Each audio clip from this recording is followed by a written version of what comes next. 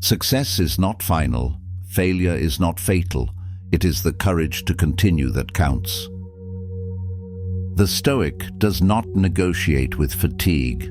They do not reason with pain. They do not plead for mercy from circumstance. They stand inside what is difficult until it bends. Every person who wishes to master life must learn this posture: to never quit, to never complain, to never settle. These are not slogans. They are internal laws written into the architecture of endurance. The moment a person accepts that the world will not soften for them, they become unbreakable. The moment they stop expecting ease, they become free. Discipline begins when comfort ends. The body wants to stop, the mind wants to escape. But the Stoic learns to sit inside that resistance and breathe through it. They do not curse the hardship, they convert it into strength. Marcus Aurelius reminded himself daily that life would present difficulty, insult, and discomfort, and that he should meet them without anger. You shouldn't give circumstances the power to rouse anger, for they don't care at all. The world will move on whether you complain or not. Only the disciplined will rise from it stronger. Complaining is a confession of powerlessness. It is the language of those who believe they have been wronged by life. The Stoic does not think in those terms. When confronted by something bitter, they simply discard it. That cucumber is bitter, then throw it away. No dramatization, no endless reflection. Life is filled with unpleasant elements: thorns, delays, insults, betrayals. To waste thought on them is to surrender attention to what cannot be controlled. The Stoic moves past them, not with coldness, but with clarity. To never quit is not to never fail. It is to never flee from the process. Failure may come many times, but quitting removes the possibility of refinement. Every attempt, every repetition, every difficult morning contributes to the unseen strength that later appears as composure. The person who refuses to quit eventually moves beyond competition. They develop internal durability. They no longer need external validation because they are occupied with mastery itself. To never complain is to remove noise from the mind. Complaints scatter energy. They create a false intimacy with weakness, an agreement with one's limitations. When a person complains, they declare that the external world must change before they can endure. The Stoic reverses this order. They adapt themselves to the situation. They keep their dignity intact by meeting what is unjust with order. Silence becomes their form of power. To never settle is to protect the ambition of the soul. A person's worth is measured by the worth of their ambitions. Small ambitions create small spirits. Large ambitions require structure, restraint, and vision. The Stoic does not chase everything. They pursue what aligns with their nature. To settle would mean to abandon that higher aim for comfort, approval, or ease. To them, stagnation is a form of death. The art of persistence is not loud. It is quiet repetition. It is showing up after the excitement has faded, doing the same act with precision again and again. The modern mind seeks stimulation. The Stoic mind seeks stability. Where others look for novelty, they refine consistency. They build endurance through stillness. They find meaning in repetition. This is what separates the distracted from the disciplined. The habit of complaint is an old reflex of the ego. It wants recognition for suffering. It wants witnesses. The Stoic sees no virtue in broadcasting pain. They process it privately and transform it internally. The greatest strength often appears invisible. It exists in those who continue in silence while others talk about how hard it is. To stay composed while under pressure is a sign of mastery. Life rewards the one who can remain calm in chaos. The world is unpredictable, but the Stoic does not demand predictability. They accept the instability of events and stabilize themselves. They do not need certainty to act. They move forward regardless of how unclear the future may seem. The disciplined mind functions well under uncertainty because it relies on principle, not comfort. Those who complain look outward. Those who endure look inward. When you direct energy outward toward complaint, you weaken your inner control. When you hold it inward, you build strength. Every complaint is an opportunity lost to improve something within. This is why Stoics treat discomfort as a form of practice.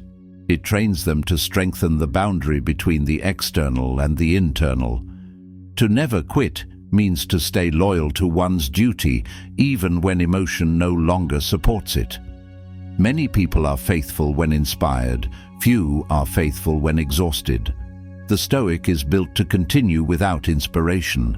They act because the act is right, not because it feels rewarding. The emotion may come and go, but the principle stays. This stability is what builds character.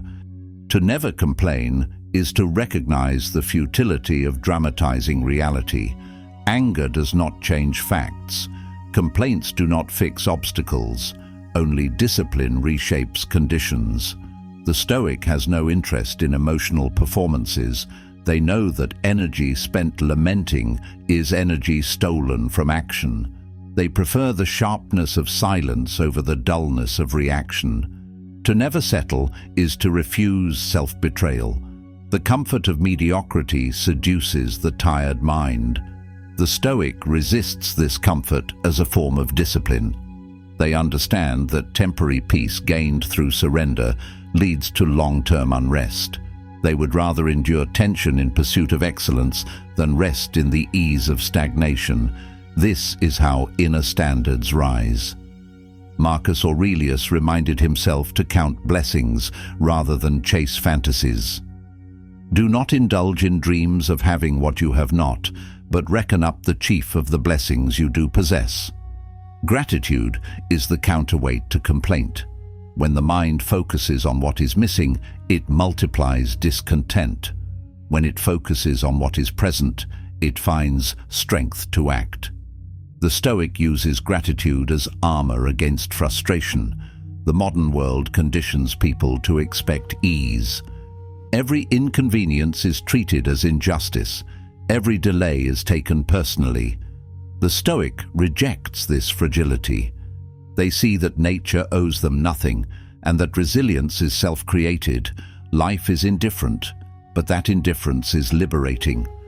The disciplined person learns to operate without depending on approval or smoothness. They train their will to hold shape under resistance. Difficulty is not an interruption, it is the path itself. The Stoic knows this and therefore meets difficulty with respect. They do not exaggerate its weight, they simply move through it. Those who expect comfort crumble when faced with difficulty. Those who expect difficulty remain calm. The difference is preparation. The Stoic practices hardship mentally before it arrives, so when it does, they are already familiar with its form. To never quit means to maintain alignment with one's highest standard despite exhaustion. The Stoic understands that fatigue is part of transformation. They do not mistake weariness for weakness. Every repetition through fatigue deepens control. What feels like breaking is often the beginning of endurance. Strength is built quietly, through consistent effort, applied without recognition. To never complain is to refuse to poison the mind with negativity. The Stoic treats words as instruments of focus. Complaining scatters focus, and the disciplined person guards attention like a scarce resource. They use words with precision, directing them toward clarity, not chaos. Speech becomes an extension of control, and silence becomes a tool for discipline. To never settle is to keep the spirit in motion. Settling often disguises itself as acceptance, but true acceptance is strength, not surrender. The Stoic accepts what cannot be changed, but relentlessly improves what can. They do not wait for motivation, they operate from will. They understand that progress is not built in surges, but in long sequences of silent consistency. Persistence without complaint produces power that cannot be faked. It builds confidence independent of praise. The one who stays disciplined through obscurity becomes formidable in visibility.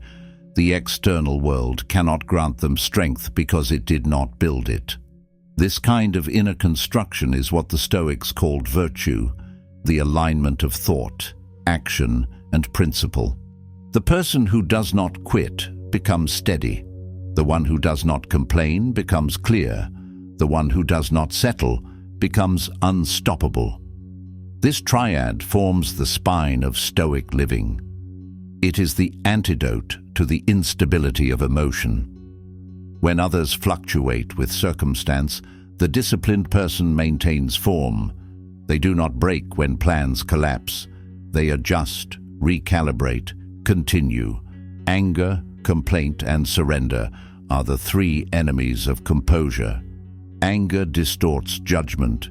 Complaint distorts perception. Surrender distorts ambition. The Stoic fights these not with aggression, but with attention. They replace anger with patience, complaint with gratitude, surrender with persistence. They do not waste energy opposing life. They conserve it to improve response. Marcus Aurelius wrote, "Because a thing seems difficult for you, do not think it impossible." This line encapsulates the Stoics' entire attitude. Difficulty is not a sign to stop. It is an invitation to grow. Most people underestimate how much they can endure because they never commit fully to the act of enduring. The Stoic discovers strength by remaining in discomfort longer than expected. Through this, they expand their capacity for everything else. A person who refuses to quit learns to live with pressure. They no longer interpret struggle as punishment. They see it as confirmation that they are moving against inertia. Each repetition of will against resistance deepens their identity. What begins as effort becomes habit, and what begins as habit becomes nature. Discipline then transforms from something practiced to something embodied. The discipline of silence is central. The Stoic speaks when necessary, acts when required, and remains silent when noise dominates. Silence is not passivity, it is power under control. Those who complain seek relief through words. Those who master themselves seek relief through clarity. They know that restraint builds strength faster than release. The modern mind, flooded with information, seeks escape through complaint. It wants to narrate every frustration. The Stoic declines this habit. They stay close to simplicity. They focus on what can be done now, without dramatizing the obstacle. Every moment wasted in complaint is a moment stolen from progress. The disciplined person learns to conserve motion. To never quit, never complain, never settle is not natural. It must be trained. It requires daily confrontation with the weaker self. It demands a constant awareness of the mind's tricks, its desire for ease, its search for validation, its tendency to rationalize excuses. The Stoic dismantles these illusions patiently. They remind themselves that mastery is built on thousands of small victories over impulse. The ego resists humility, yet humility is what allows persistence. When one accepts that progress requires submission to process, endurance becomes easier. Complaints vanish when one sees them as resistance to truth. Settling loses its attraction when one experiences the peace that comes from consistency. True strength is quiet and patient, not theatrical or loud. Modern culture celebrates comfort and visibility, but the Stoic celebrates endurance and clarity. To them, the person who quietly endures without applause possesses more strength than the one who performs perseverance for attention. The aim is to build a life so steady that it no longer requires validation. The Stoic is unmoved by both praise and criticism. They continue because it is their nature to continue. To never quit means to finish the task regardless of emotion. To never complain means to carry weight without dramatization. To never settle means to keep sharpening one's edge, even when it would be easier to rest. These are the disciplines that separate the resilient from the restless. The Stoic does not chase ease, they chase excellence, and excellence requires endurance. Every person who wishes to embody this principle must study their own reactions. Where do they withdraw? Where do they complain internally? Where do they settle for less than they know they can achieve? The Stoic brings light into these areas, not to judge, but to strengthen. Awareness is the beginning of transformation. By observing themselves honestly, they reclaim control over instinct. Pain, fatigue, boredom, all are signals that discipline is working. The weak avoid these signals, the strong follow them. To endure these sensations without resistance is to learn mastery over self. The Stoic accepts them as evidence of progress. They understand that the body and mind adapt only when pushed beyond comfort. What breaks you today will strengthen you tomorrow if you stay. Complaints are a luxury of the untrained. The trained mind uses every event as instruction. When things go wrong, the Stoic asks, "What is within my control?" and acts accordingly. This mindset removes chaos. The person who thinks like this becomes a force of stability. They are unaffected by the volatility of emotion or circumstance because they operate on principle. To never settle is to stay loyal to evolution. It is refusing to identify with an old version of oneself. The Stoic renews their standards constantly. Each day they begin again, building from what was learned yesterday without attachment to past success. This keeps the spirit fresh. Those who settle grow stagnant because they confuse comfort with peace. The Stoic seeks peace through mastery, not ease. To quit is to deny growth. To complain is to deny gratitude. To settle is to deny potential. The disciplined person lives in rejection of these denials. They build a life that expands through resistance. They seek no applause because they understand that excellence exists in the act itself. Their work is their philosophy, and their endurance is their proof. A person who masters these principles no longer reacts impulsively. They observe, they act, they return to calm. This is what makes Stoicism powerful. It is not emotionless, it is emotionally disciplined. It does not destroy feeling, it structures it. The Stoic feels deeply but acts deliberately. They have trained themselves to channel emotion into productive force. To never quit, never complain, never settle, is to live aligned with nature's demand for strength. The universe does not cater to the weak. It evolves through friction. Every living thing must endure change. Those who resist it suffer. Those who align with it grow. The Stoic aligns with it by making struggle sacred.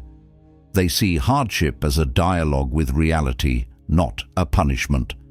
The path of discipline is simple, not easy. To rise early when tired, to remain calm when provoked, to act when uninspired, to continue when unseen. These repetitions carve identity into something indestructible. No external loss can take it away because it was not given by the external world. It was built internally, one decision at a time. Every complaint weakens focus. Every act of endurance strengthens it. Every time a person refuses to settle, their confidence compounds. Life then becomes less about control and more about conduct. The Stoic no longer asks for easier circumstances, they ask for stronger character. This mindset ends the cycle of frustration and begins the era of mastery. To live this way is to rise above circumstance. It is to treat difficulty as a teacher, not an enemy.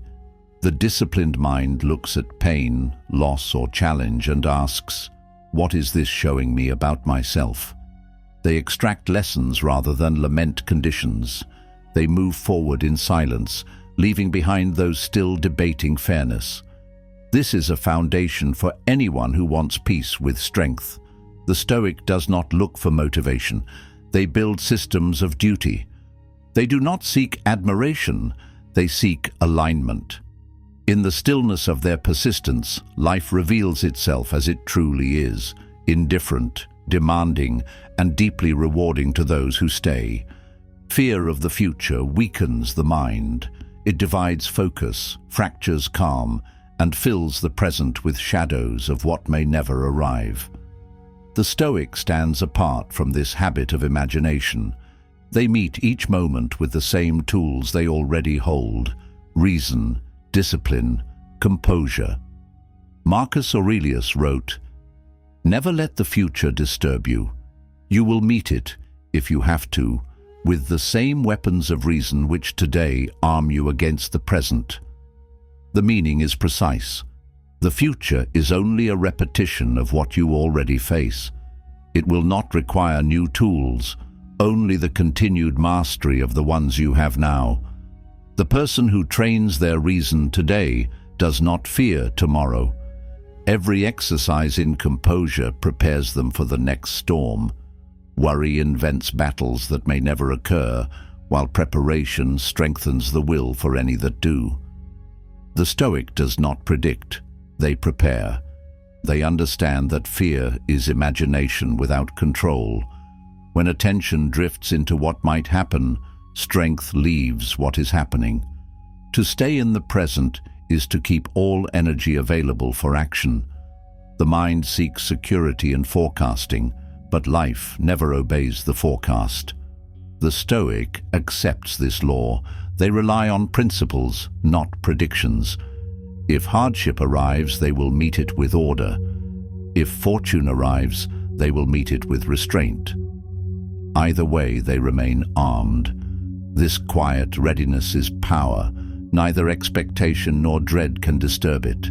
The disciplined person does not wait for calm conditions to act with clarity. They act with clarity regardless of condition. The habit of projecting into the future drains vitality. Each imagined disaster costs the mind a portion of its strength.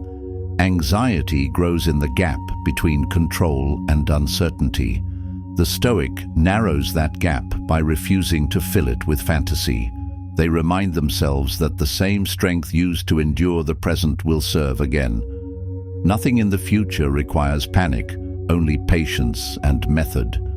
Reason is a renewable weapon. It grows sharper with use. Every situation met calmly refines it further. Each moment of restraint builds the next. This is why the Stoic trains every day, not for comfort, but for consistency. They know that fear is weakened by familiarity. When the mind is used to discipline under stress, uncertainty loses its edge. The unknown becomes just another form of the known. The second teaching follows naturally. It is essential for you to remember that the attention you give to any action should be in due proportion to its worth, for then you won't tire and give up if you aren't busying yourself with lesser things beyond what should be allowed. Focus must be disciplined. Attention is a resource. The Stoic allocates it precisely. They give effort to what matters and ignore the noise of what does not. Fatigue often comes not from difficulty, but from dispersion. A person who divides their mind among trivialities weakens themselves for the essentials. Every distraction is a small betrayal of purpose. The Stoic cuts away the unnecessary with precision. They understand that clarity is strength, and strength requires conservation. When one spends attention carelessly, exhaustion follows. When attention is guarded, endurance multiplies. This is the mathematics of discipline. The modern mind mistakes busyness for purpose. It fills the day with noise and then wonders why calm disappears. The Stoic measures each act by worth. They do not hurry through life collecting tasks that do not serve their aim. Each decision passes through a filter. Does this strengthen or scatter me? This question preserves both energy and peace. It transforms time into a weapon instead of a burden. The one who gives attention in proportion to worth never burns out. Their effort is strategic, not frantic. They rest without guilt because their focus has direction. This is what separates true endurance from blind effort. To continue meaningfully, one must first act meaningfully. Every action should align with purpose, otherwise it drains more than it builds. The Stoic's calm is a byproduct of such alignment. To fear the future is to misuse the present. The energy meant for action becomes fuel for imagination. The Stoic reclaims that energy by disciplining their thoughts. They remind themselves that the future is not an event, but a concept. It exists only in the mind, and the mind can be trained to ignore illusions. The disciplined person brings attention back to what can be touched, seen, or done now. This recentering kills anxiety at its root. Preparation without fear becomes a source of confidence. Fear without preparation becomes paralysis. The Stoic practices the first. They visualize difficulty not to suffer in advance, but to remove surprise. When the event comes, they meet it as expected. This removes the emotional weight of shock. Life becomes manageable because nothing is treated as impossible. Each challenge is absorbed into the flow of reason. Every act of restraint today is an investment in composure tomorrow. The person who panics daily weakens their endurance. The person who endures calmly grows unshakable. This difference compounds with time. The Stoic understands that future stability is built by present discipline. The way you respond to one hardship determines how you will respond to the next. Those who scatter their attention across the unimportant will always feel time slipping away. The Stoic treats time as sacred. They refuse to waste it on lesser things. They approach each task with precision, give it full attention, and move on. This orderliness creates mental space for clarity. It also prevents exhaustion. The undisciplined person is always tired because they fight unnecessary battles. To live by reason is to live without panic. Reason does not eliminate emotion, it organizes it. It gives each feeling its rightful size. When the mind is trained to pause before reaction, life becomes slower internally, even if fast externally. The Stoic's calm is not inaction, it is control. They direct attention with intention. They decide what deserves energy and what does not. Anxiety often grows from wanting to control outcomes. The Stoic only controls conduct. They leave the rest to nature. This shift of focus from result to process releases mental pressure. It turns fear into concentration. What others call uncertainty, the Stoic calls opportunity to apply discipline. Each uncertain moment becomes a test of the system they have built within. Energy follows attention. When directed well, it strengthens. When scattered, it depletes. The Stoic channels attention into actions that have real weight. They refuse to give emotional investment to temporary irritations.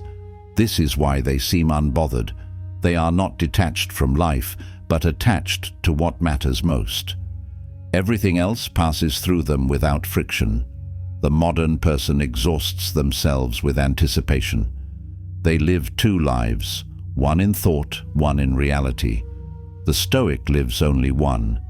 They meet each hour as it arrives. They do not spend today trying to solve tomorrow. They understand that the future, when it comes, will present the same structure of choice and control as now. The same discipline will apply. The same reason will suffice. Fear of the future often hides lack of trust in oneself. The Stoic builds that trust through repeated self-command. Each time they resist distraction, they confirm their own reliability. Each time they choose calm over chaos, they reinforce stability. This accumulation of control becomes armor. The more one proves capable in the present, the less they fear what comes next. To allocate attention proportionately requires honesty. Many tire themselves with pursuits they secretly know are meaningless. They continue out of habit or appearance. The Stoic ends this pattern by prioritizing truth over comfort. They stop pretending that every demand deserves response. They treat attention like currency and spend it only on what builds worth. This self-selection creates power through conservation. A person who protects their focus develops inner economy. They do more with less. They no longer confuse activity with progress. Their time expands because it is no longer divided by noise. Each act carries full intensity. This deep focus replaces stress with satisfaction. Fatigue disappears when every effort has purpose. The Stoic lives this way as an act of respect toward time itself. The fear of the future and the fatigue of overextension are connected. Both come from trying to control too much. The Stoic corrects this by simplifying. They hold fewer thoughts, fewer ambitions at once, but with greater depth. This minimalism of mind breeds endurance. Clarity is not an aesthetic, it is survival. The clearer the purpose, the calmer the execution. To meet the future with reason is to believe in one's own capacity for order. The Stoic has faith not in outcomes, but in process. They know that whatever happens, they can meet it with composure. This confidence dissolves fear. It also prevents the arrogance of thinking one can predict life. Acceptance replaces anxiety. Readiness replaces control. Attention in proportion to worth creates a hierarchy of action. At the top are duties aligned with virtue, honesty, courage, discipline. Beneath them are practical obligations. At the bottom are trivial distractions. The Stoic arranges their day according to this structure. They start with what shapes character, not what fills time. This hierarchy turns routine into ritual. To remain calm in uncertainty is not indifference, it is refinement. The untrained mind seeks relief through prediction. The trained mind finds relief in presence. When reason guides behavior, chaos becomes manageable. Life remains complex, but the Stoic is no longer lost within it. They become an axis of stillness inside motion. The mind cannot serve two masters, control and worry. The Stoic chooses control. They act cleanly within their domain and leave the rest untouched. This discipline restores simplicity. It frees emotion to serve action rather than disrupt it. By focusing only on what deserves effort, they preserve balance. Their calm is not luck. It is constructed through choice. Every person faces moments where the future feels heavy. The Stoic handles these moments through clarity, not denial. They prepare rationally for what can be influenced and dismiss what cannot. This division keeps the spirit intact. Fear multiplies where boundaries are unclear. Reason draws those boundaries sharply. The Stoic meets the same sunrise and sunset as everyone else, but their inner response differs. They do not wake fearing what the day may bring. They wake prepared to meet it with the same strength they held yesterday. They do not sleep worrying about tomorrow. They rest knowing that tomorrow can be faced with the same calm that carried them through today. To master attention and fear is to master the rhythm of existence. The mind no longer oscillates between regret and anticipation. It rests in what is. This does not make life easier. It makes it lighter. The Stoic walks through the same world as everyone else, but without the extra weight of imagined burdens. Reason is not absence of emotion, it is direction of emotion. Fear, excitement, anxiety, all are redirected toward constructive ends. The Stoic does not waste them. They transmute energy into discipline. The future then ceases to intimidate because it has been stripped of uncertainty's chaos. It becomes another opportunity to apply order. To give each act the right amount of attention is to live proportionately. The Stoic does not overthink small matters or underthink large ones. They apply the correct measure of focus and then release it. This proportionality creates balance. It keeps the mind fresh for the next act. Fatigue comes when attention is trapped. Freedom comes when attention is deliberate. The disciplined life is a narrow path of priorities. It does not invite everything in. It chooses carefully. By this method, energy accumulates instead of dispersing. The Stoic knows that life's strength is determined by where attention rests. They choose to place it on duty, virtue, and reality. The rest dissolves on contact. To live this way is to step out of anxiety's cycle. It is to meet the future as a repetition of the present's lessons. The same composure, the same reason, the same courage. All that has carried one through today will suffice again. Fear loses its argument when one realizes that they already possess what is needed to endure. That realization is the beginning of calm that cannot be disturbed. The discipline of self-direction begins with silence toward comparison. Marcus Aurelius warned against wasting life, observing the conduct and thoughts of others. How much time he gains, who does not look to see what his neighbor says or does or thinks, but only at what he does himself, to make it just and holy. The meaning cuts deep. Most human energy is spent in observation of others, judging, comparing, envying, reacting. The Stoic withdraws from this noise. They reclaim that energy and turn it inward, where real progress occurs. To never complain is to recognize the futility of dramatizing reality. Anger does not change facts. Complaints do not fix obstacles. Only discipline reshapes conditions. The Stoic has no interest in emotional performances. They know that energy spent lamenting is energy stolen from action. They prefer the sharpness of silence over the dullness of reaction. To never settle is to refuse self-betrayal. The comfort of mediocrity seduces the tired mind. The Stoic resists this comfort as a form of discipline. They understand that temporary peace gained through surrender leads to long-term unrest. They would rather endure tension in pursuit of excellence than rest in the ease of stagnation. This is how inner standards rise. Marcus Aurelius reminded himself to count blessings rather than chase fantasies. Do not indulge in dreams of having what you have not, but reckon up the chief of the blessings you do possess. Gratitude is the counterweight to complaint. When the mind focuses on what is missing, it multiplies discontent.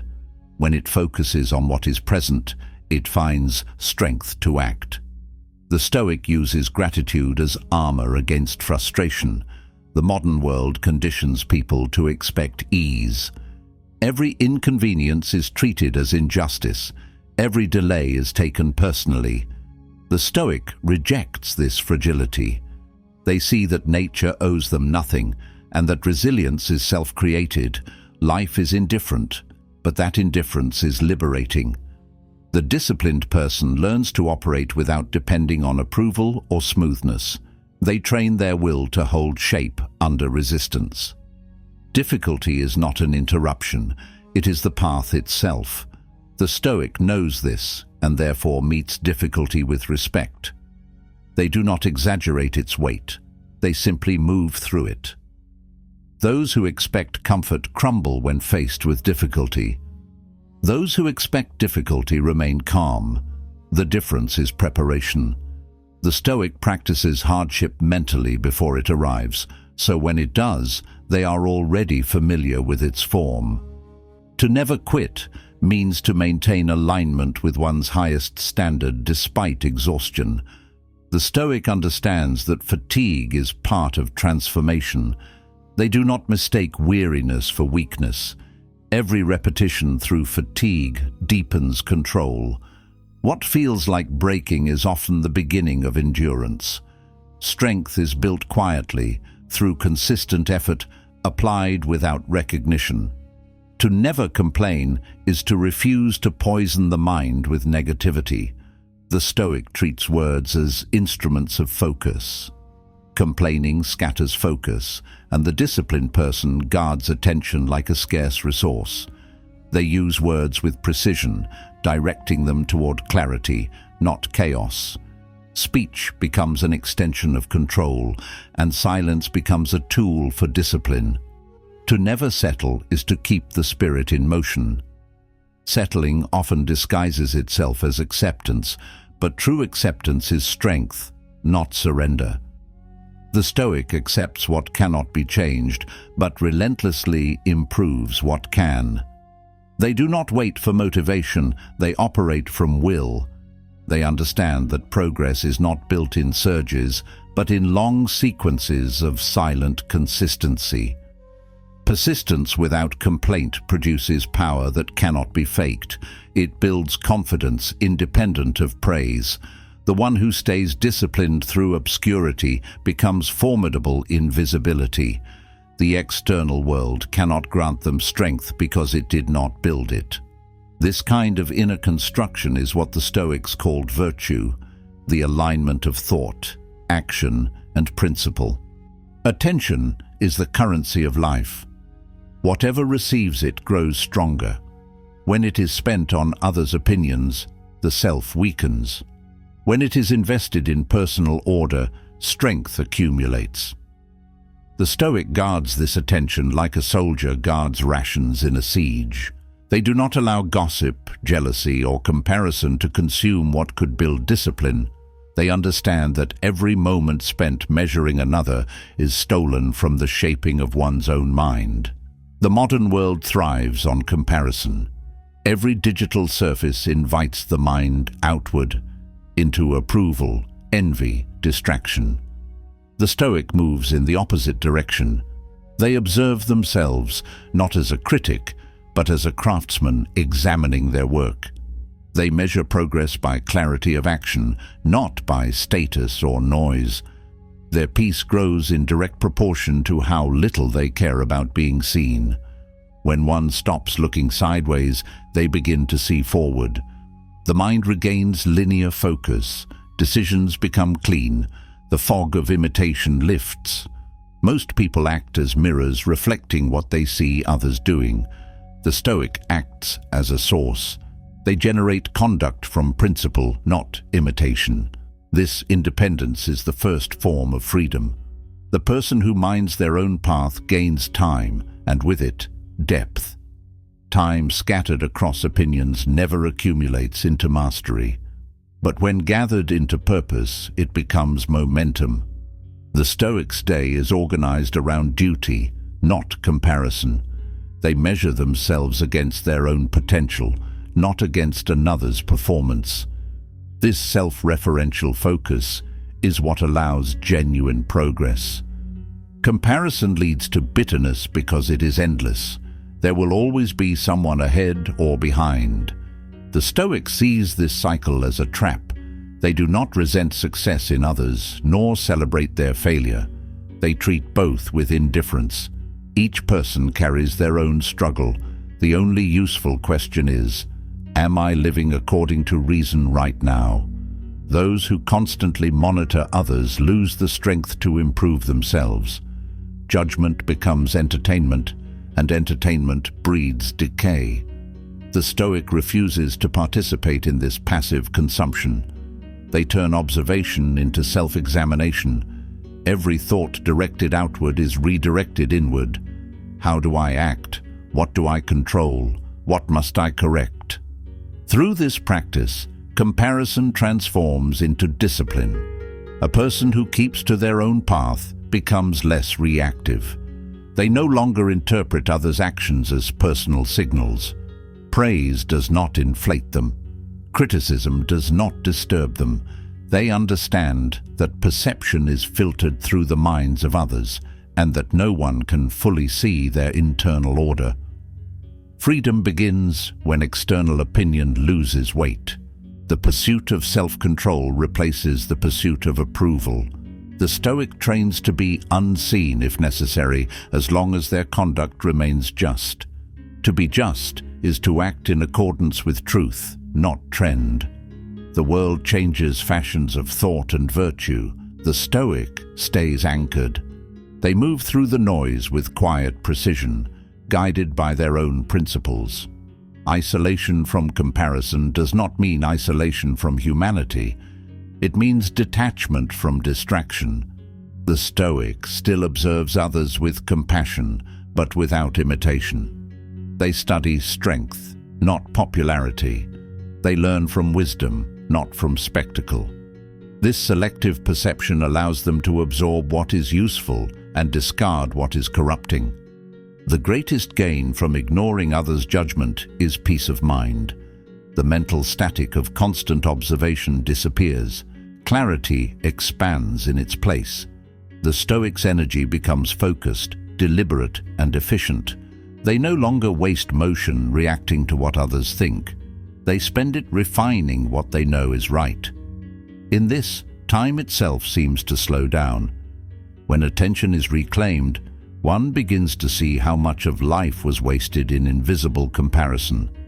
Subtle envy, quiet resentment, small self-conscious adjustments. All of these dissolve when one lives according to principle. The Stoic becomes light and efficient, no longer burdened by invisible competition. Every act becomes cleaner because it originates from conviction, not performance. Then comes the second instruction. Don't be ashamed of needing help. You have a duty to fulfill, just like a soldier on the wall of battle. So what if you are injured and can't climb up without another soldier's help? The Stoic ideal is not isolation. It is interdependence governed by humility. To seek help is not weakness. It is recognition of the collective nature of human strength. Pride masquerades as strength, but often it is fear of appearing small. The Stoic sees this clearly. They accept assistance when reason dictates it, not when ego allows it. They understand that duty outweighs image. If the mission requires another's hand, to reject it out of pride is betrayal of duty. The disciplined person separates vanity from virtue. Modern culture confuses independence with self-sufficiency. The Stoic knows that even the strongest depend on others. The soldier, the philosopher, the leader, all stand on a wall built by many hands. To accept help honors the structure of cooperation. To reject it denies nature's design. Humans are meant to aid one another toward shared order. Needing help does not reduce strength, it extends it. The Stoic does not see assistance as rescue, but as reinforcement. They remain responsible for their conduct even when supported. Gratitude replaces shame. The disciplined person thanks those who help them and continues the duty with renewed composure. This humility fortifies rather than weakens. The ego resists dependence because it fears exposure. The Stoic dismantles that fear through logic. If the goal is to fulfill duty and help accelerates it, then refusing help is irrational. They strip emotion from the equation. Pride, embarrassment, fear, these are distractions. The only question is, what serves the mission? The answer determines the action. Accepting help requires courage equal to offering it. Both acts demand honesty. To ask for aid means admitting limitation. To give aid means carrying another's burden. The Stoic engages both with dignity. They see no hierarchy between giver and receiver, only collaboration within reason. Strength circulates through cooperation, not through isolation. When one learns to accept help, they learn to trust. Not blind trust in people, but trust in order, that others too have roles to fulfill. The Stoic views humanity as a system of parts. Each part strengthens the whole. To reject help is to deny another their duty. To accept it is to honor their place in the larger design. The metaphor of the soldier on the wall is precise. The Stoic stands guard over their duty. If injured, they do not leave the wall in pride. They call to another soldier, climb with assistance, and return to position. The goal is not to appear strong, it is to remain useful. This attitude creates invincibility because it prioritizes function over image. Self-reliance and humility coexist in Stoic philosophy. One must be strong enough to act alone when required and wise enough to accept aid when necessary. This balance prevents both arrogance and dependency. The disciplined mind moves fluidly between solitude and cooperation, always guided by reason, never by vanity.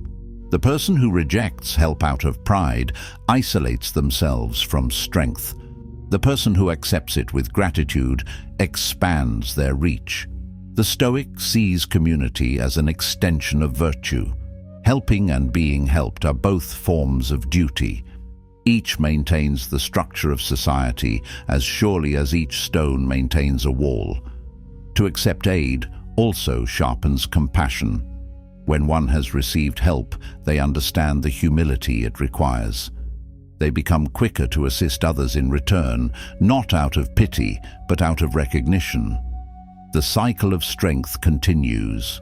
The Stoic strength is therefore not solitary, it is shared and multiplied. The combination of these two lessons, ignore comparison, accept help, creates equilibrium. The first removes envy, the second removes pride. What remains is pure focus on duty. The Stoic moves without distraction and accepts support without shame. Their attention stays fixed on what must be done, and their humility keeps them aligned with reality. Comparison and pride are the twin illusions of ego. One says, "I am less than others." The other says, "I need no one." Both distort truth. The Stoic replaces them with clarity. I am responsible for myself, and I am part of something larger. This perspective eliminates the need for validation and the fear of dependence. In practice, these teachings form a rhythm: inward focus for discipline, outward openness for cooperation. The Stoic alternates between self-reliance and shared effort. This rhythm mirrors nature's balance: root and branch, stillness and motion, individual and collective. To master both is to live in harmony with the design of the world. Freedom from comparison brings peace. Freedom from pride brings strength. The mind, once distracted by others' judgment, now becomes anchored in purpose. The same mind once afraid to ask for help becomes secure in unity. Together, these freedoms form resilience that cannot be shaken by appearance or circumstance. The Stoic does not measure their worth through the eyes of others. They measure it through the integrity of action. Nor do they hide behind the illusion of self-sufficiency. They understand that a mission fulfilled through shared strength honors reason itself. In this union of independence and humility, life becomes both disciplined and humane. Each act performed without comparison and each help accepted without shame refines the soul. The Stoic becomes both precise and kind, disciplined and connected. Their life serves as quiet proof that strength does not isolate, it integrates. They move through the world as a part of its order, not above or beneath it. The modern world rewards performance and punishes vulnerability. The Stoic rejects both extremes. They seek truth instead of image. They live neither for admiration nor for pity. They focus on conduct, on justice, on contribution. When assistance comes, they receive it with gratitude. When success comes, they meet it with restraint. Their stability rests on reason alone. The one who gains time by ignoring others and strength by accepting help stands in perfect equilibrium. They are free from distraction and free from vanity. Their attention flows toward action. Their humility binds them to others in purpose. This is how a person becomes both grounded and ascendant, rooted in discipline, rising through unity.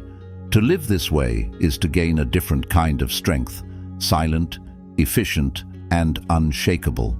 The Stoic walks among noise and ego, yet remains untouched. They act cleanly, ask for aid when needed, and return to duty without hesitation. This is not coldness, it is composure. It is the peace that comes from seeing clearly where the self ends and where cooperation begins. In this clarity, life simplifies. There is no comparison, no shame, no pride, only action aligned with principle. The Stoic, having learned to look inward and lean outward, fulfills their duty in full. They stand firm on the wall, untroubled by who watches or who assists. Their only focus, to keep the position, to serve the order, to live by reason until the end. To live as if each day were the last is not to chase urgency, but to eliminate waste.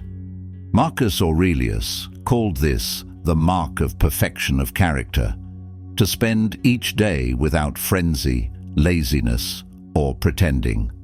The Stoic interpretation is not dramatic, it is disciplined. The end of life is not feared, but used as a measure of quality. If this were your last day, would you allow distraction to rule it? Would you act out of vanity? Would you postpone what is right? The Stoic answers these questions daily through conduct, not emotion. To live without frenzy is to move with control. Frenzy is the signature of a mind untethered by principle. It is speed without direction, noise without structure. The Stoic's calm is not idleness, it is precision. They act with the same rhythm as nature, slow when reflection is needed, fast when duty demands. Their pace follows necessity, not impulse. To live without laziness is to respect the gift of strength. Laziness is not rest, it is neglect. It consumes potential through avoidance. The Stoic rests strategically, but never escapes responsibility. They see every idle hour as a decision, to grow or to decay. Their energy is preserved through order, their motivation through clarity. Duty replaces mood. To live without pretending is to live without masks. The Stoic has no use for appearances. They aim to be, not to seem. Pretending is a waste of life because it builds nothing real. The person who constructs an image must constantly defend it. The Stoic, being authentic, is untouchable. They cannot lose what they do not fake. Honesty becomes armor. Perfection of character, then, is a state of alignment between inner and outer life. The mind, the word, and the act form one structure. Each supports the other. When this alignment is achieved, anxiety disappears. The person ceases to negotiate between what they know is right and what they display. Integrity simplifies existence. Marcus Aurelius advised, "Look well into thyself. There is a source of strength which will always spring up if thou wilt always look." The Stoic knows that the self contains all the resources required for endurance. External help may guide, but internal strength must lead. The mind, when disciplined, becomes a reservoir that replenishes itself through reflection. Every difficulty is an opportunity to dig deeper into this well. Most people search outward for strength, approval, possessions, comfort. The Stoic searches inward. They understand that external stability is fragile, internal stability is permanent. By looking within, they connect with the rational principle that governs all things. This connection is not mystical, it is functional. The same logic that orders the universe orders the mind capable of discipline. Self-reflection sharpens strength because it exposes illusion. When one looks deeply, excuses dissolve. Fear, resentment, and envy lose their authority. The Stoic studies their reactions without judgment and corrects them with reason. Each self-examination deepens the foundation. Over time, the inner fortress becomes unassailable. To dig within is an act of construction. The deeper one looks, the more power is uncovered. Marcus spoke of a fountain of goodness, ever ready to flow if one continues digging. Virtue is not installed from the outside, it is revealed from within. Every human being possesses this spring, but most cover it with layers of distraction and pride. The Stoic removes those layers through simplicity and silence. Change is the engine of life. Frightened of change, but what can exist without it? Marcus asked. The Stoic welcomes transformation because they understand it as the nature of existence. To resist change is to resist being alive. Growth, healing, learning, all require alteration. To fear it is to fear the essence of the universe itself. Change destroys only what refuses to adapt. The Stoic flows with it deliberately. They do not mourn the old form, they honor it and move forward. Every loss clears space for development. The mind that accepts change ceases to suffer from it. It no longer treats transformation as chaos, but as continuity. This is how serenity and progress coexist. Nature demonstrates this truth constantly. Firewood must burn for warmth, food must be broken down to nourish, and muscle must tear to strengthen. Nothing vital remains static. The Stoic mirrors this principle internally.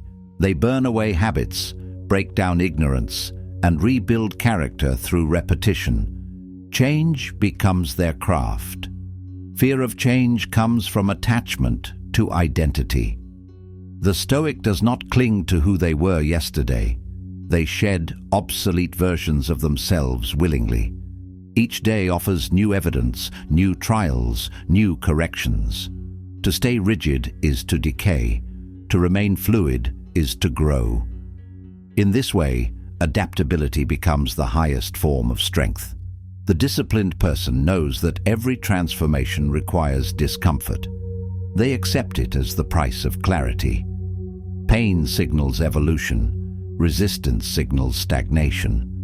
By embracing this law, the Stoic transcends anxiety about the future.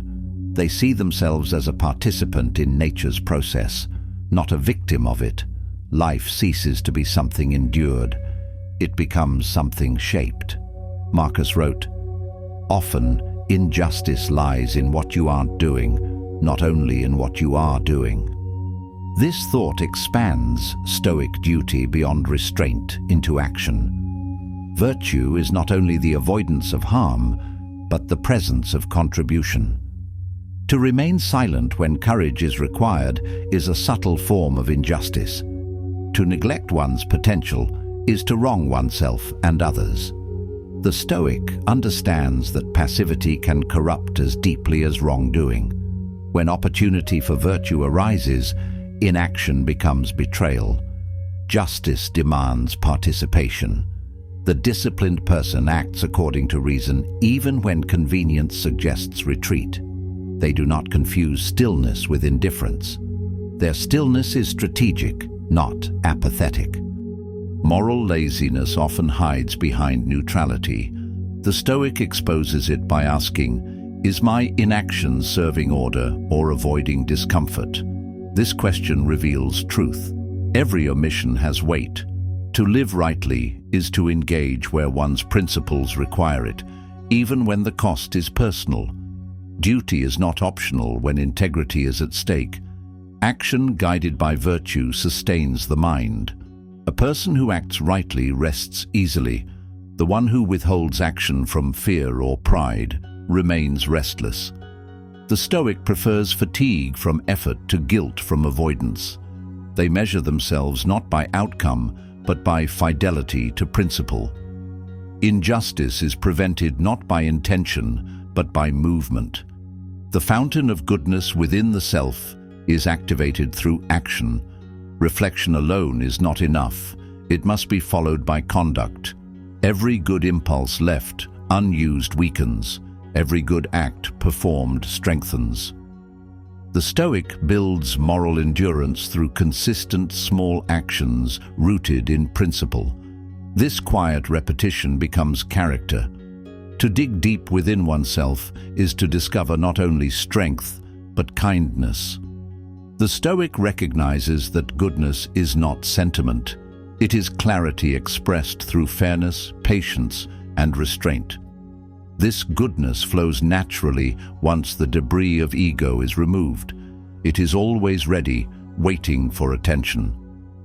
The disciplined person keeps digging so that this stream never dries. The person who lives each day as if it were their last wastes no time on pretense.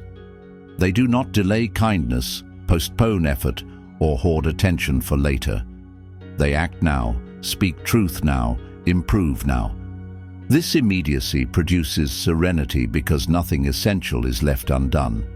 Death loses its sting when life has been fully used. To avoid frenzy, laziness, and pretending requires awareness. The Stoic trains this awareness through constant recollection.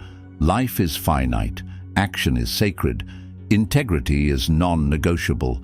They move through each hour conscious of its worth. The trivial dissolves in the presence of such focus. What remains is clear and enduring. Looking inward becomes a daily ritual.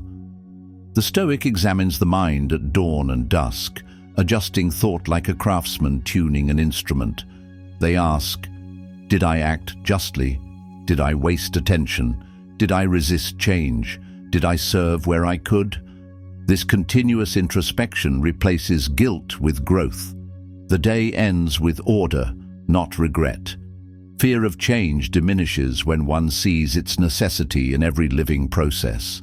Even decay serves creation. The Stoic sees that endings feed beginnings, that pain shapes understanding, that loss refines appreciation. This awareness transforms anxiety into gratitude. Life becomes a sequence of transformations, each meaningful and necessary. The perfection of character is not stillness, it is harmony with movement. The Stoic maintains internal order amid external flux.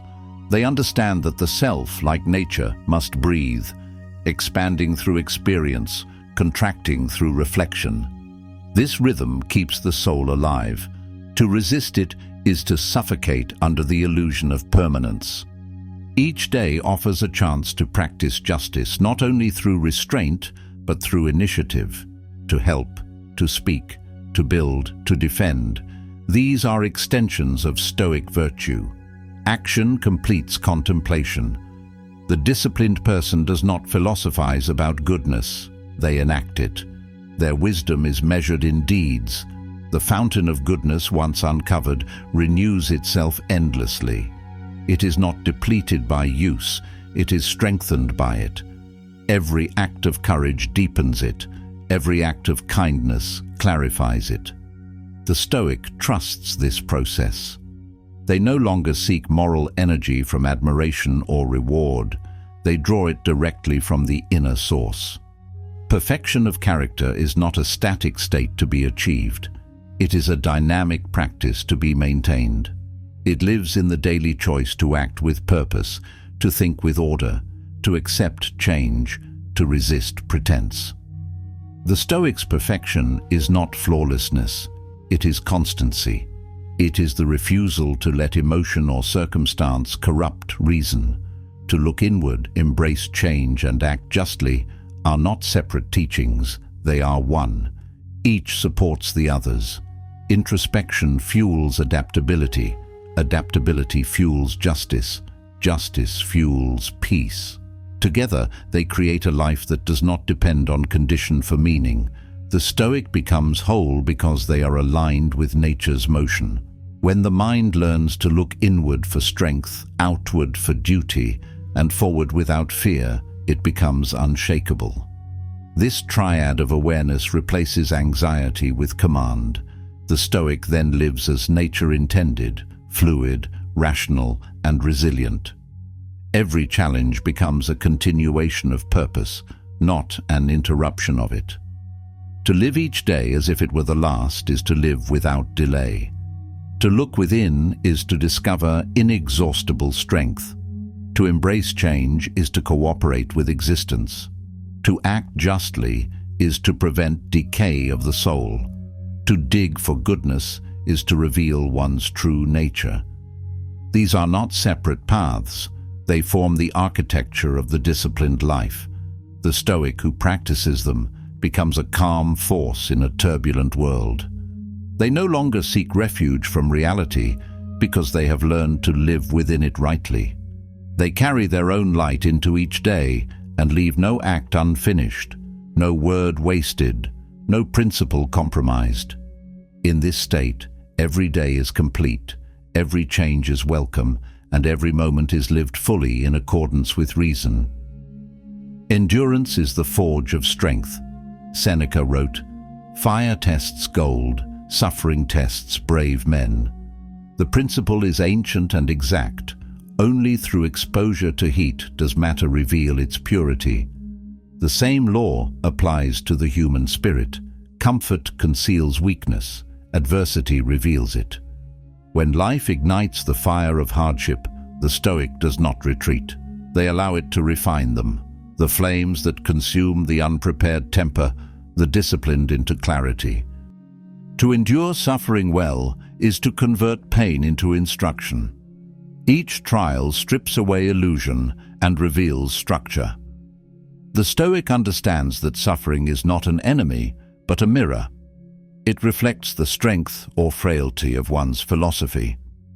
The mind that clings to comfort breaks easily. The mind trained in discomfort becomes resilient. Gold does not complain when placed in fire. It simply becomes pure. The disciplined person learns to do the same.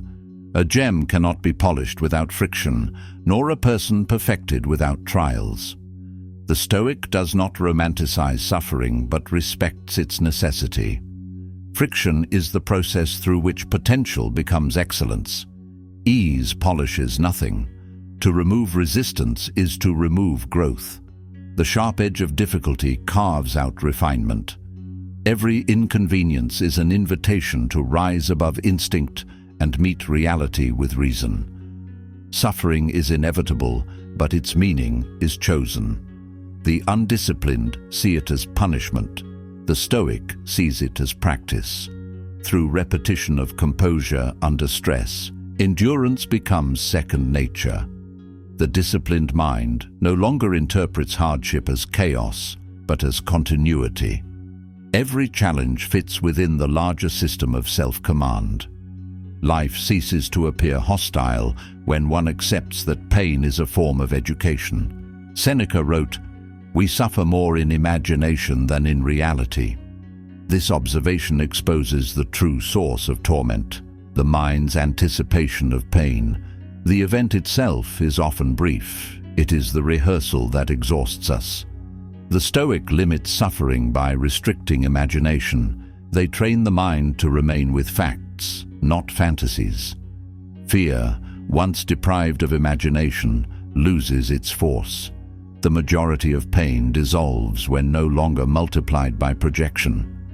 The mind that fears the future suffers it twice, once in thought, once in experience. The Stoic endures it once. This restraint is not denial, it is discipline. The person who focuses on the present retains full strength to face what comes. Worry divides energy. Action consolidates it. By refusing to suffer in advance, the Stoic remains unbroken even when the blow arrives. Fire tests gold is not only a metaphor, it is a method. Life will expose what is hollow. Every adversity reveals what one truly believes. Words collapse in heat. Principles endure. The Stoic prepares for this by practicing hardship voluntarily. Cold, hunger, solitude, these are not punishments but training. By confronting small fires willingly, they learn to stand calmly in larger ones. Suffering introduces a person to themselves. It reveals the boundaries of courage and the depth of self-deception. When stripped of ease, one's philosophy becomes visible. The Stoic values this revelation. They would rather know their weakness now than be destroyed by it later. Honesty with oneself is the foundation of strength. The fire burns away pretense, leaving only what is real.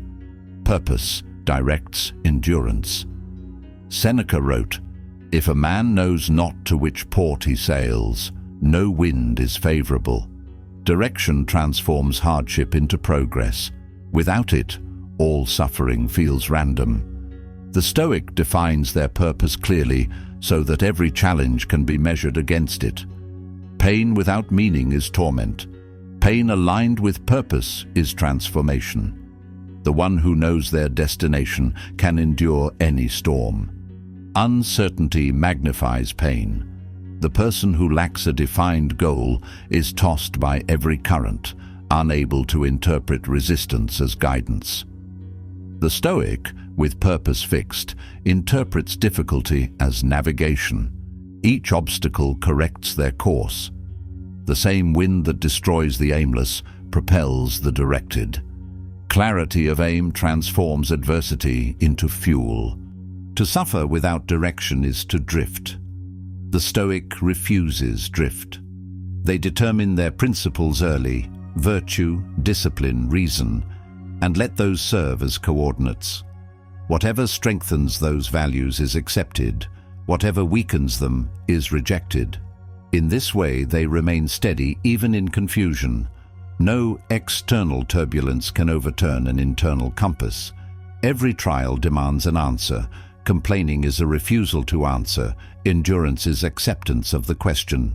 The Stoic chooses the latter.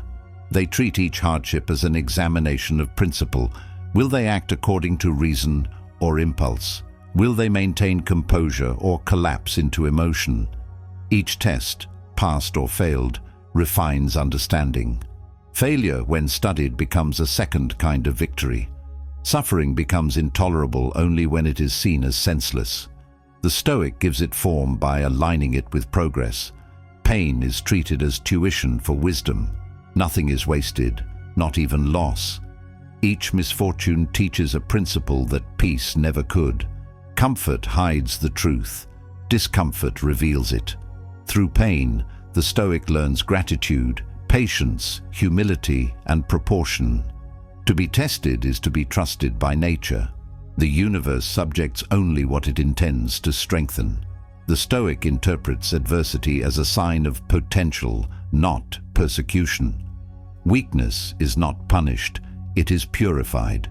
The disciplined person therefore meets difficulty with calm, seeing in it the process of their own refinement. They do not ask for lighter burdens, they ask for stronger shoulders. Endurance is not resignation, it is strategy. The Stoic endures not because they are powerless, but because they are powerful enough to choose restraint. Reaction wastes energy, patience conserves it. The fire burns either way. The difference lies in whether one fights it or uses it. The disciplined person uses it. They allow pain to sculpt, not destroy. Suffering tests bravery by demanding consistency. Fear asks the mind to retreat. Reason commands it to stay. The Stoic stays. They accept fear as sensation, but do not obey it. Courage is not the absence of fear. It is the correct relationship to it. The brave feel the same heat as the fearful, but interpret it differently. To them, discomfort is confirmation of purpose. Fearless people are not untouched by suffering. They are ungoverned by it. They feel pain but remain functional within it. This functionality under pressure is the essence of Stoic mastery. When emotion flares, they observe it without surrender. Observation replaces panic. Distance from impulse restores order. From that order, wisdom acts cleanly. The Stoic measures progress not by comfort, but by response. How quickly do they regain calm after disruption? How evenly do they act under strain? These are the indicators of growth. Emotional turbulence will always occur, but composure shortens its duration. The goal is not to eliminate pain, but to reduce its control. Each recovery strengthens the foundation. Trials are not random, they are calibration. Each difficulty adjusts perception closer to truth. The Stoic welcomes this correction. When something is lost, they examine attachment. When they fail, they examine preparation. When they are betrayed, they examine expectation. The external event becomes secondary. The internal lesson becomes central. Seneca's wisdom bridges endurance and clarity. The fire that tests gold also illuminates. Through pain, vision sharpens. The disciplined person sees themselves clearly and the world without distortion. They no longer fear loss because they understand that value does not depend on possession. What cannot be taken, virtue, reason, endurance, becomes their wealth. Pain is not permanent unless repeated by memory. The Stoic ends suffering by refusing to feed it with thought. Once the event passes, they release it completely. Reflection remains, but resentment does not. They learn and continue. This capacity to move cleanly from experience to experience defines emotional strength. The mind that clings suffers eternally. The mind that releases lives freely. Fire purifies, but it also clarifies. Under pressure, priorities rearrange. The Stoic uses hardship to identify what truly matters. When stripped of comfort, they discover which values survive. Through deprivation, they find sufficiency. Through silence, they find presence. The unnecessary burns away until only essence remains. A person who has endured pain consciously becomes steady. The unpredictability of life no longer threatens them. They have learned that the worst can be survived, and that fear itself is more painful than the event. This realization builds confidence deeper than optimism. It is not hope that sustains them, but understanding. Purpose prevents despair. A ship without destination drifts even in gentle seas. One with purpose cuts through storms. The Stoic holds their direction inwardly, even when outer visibility is gone. Their aim is not dependent on circumstance, but on conviction. This is why no wind can destroy them. It can only reveal their skill. To suffer with purpose is to cooperate with nature's logic. The Stoic accepts that every transformation requires destruction of form. The old self burns to create space for the new. This is not tragedy, but design. Just as a gem's beauty is released through abrasion, the spirit's brilliance appears through endurance. Growth and pain are the same process viewed from different distances. Discipline makes suffering efficient. The undisciplined suffer twice, first through fear, then through experience. The disciplined suffer once, with clarity. They take what is useful, discard the rest, and continue forward. This precision of response creates peace even amid pressure. They are not numbed, they are focused. Seneca's teaching dismantles illusions about hardship. It is not cruelty, but necessity. The absence of trial breeds fragility. The Stoic would rather face storms and learn to sail than drift forever in calm waters. They understand that courage cannot develop in theory. It must be summoned under threat. Adversity is the classroom of virtue. The wise see suffering as temporary structure, something to be passed through, not lived in. They use it to sharpen, then let it fall away. No bitterness remains, only insight. Pain, once endured correctly, leaves wisdom in its place. This is why the Stoic grows quieter with age. They have learned that every wound, when understood, becomes instruction. When the mind ceases to fear pain, freedom begins. No circumstance can enslave a person who has made peace with hardship. The Stoic reaches this state through repetition of courage. Each test becomes less frightening, each recovery faster. The fire loses its terror, it becomes familiar. What once burned now illuminates. Trials shape perspective. The disciplined person no longer asks, "Why is this happening to me?" but "What can this build within me?" The shift in question transforms despair into direction. By searching for use instead of fairness, they stay aligned with reason. Fairness belongs to the external world. Use belongs to the internal. The latter is always available. A person refined by hardship develops silent authority. They do not speak of strength. They embody it. Their calm under pressure becomes influence. Others seek their presence because it stabilizes chaos. This is the natural consequence of endurance mastered. It radiates peace. The one who has been tested becomes a source of steadiness for those who have not. The Stoic does not glorify suffering. They outgrow the need to fear it. They accept it as one accepts weather, necessary, impartial, transient. When storms come, they adjust sails. When skies clear, they continue. Their peace is portable. It does not depend on climate, but on character. The same inner discipline that faced fire faces calm with equal grace. The refinement of character through hardship is a universal law. Fire, friction, and endurance are the elements of excellence. To resist them is to remain unformed. To embrace them is to become defined. Seneca's wisdom points to this timeless process. Gold must burn, the gem must be polished, the brave must be tested. In this crucible, humanity fulfills its potential. To live without fear of fire is to live without fear of life. The Stoic accepts both as part of the same design. Every flame that touches them leaves light behind. Every scar becomes evidence of learning.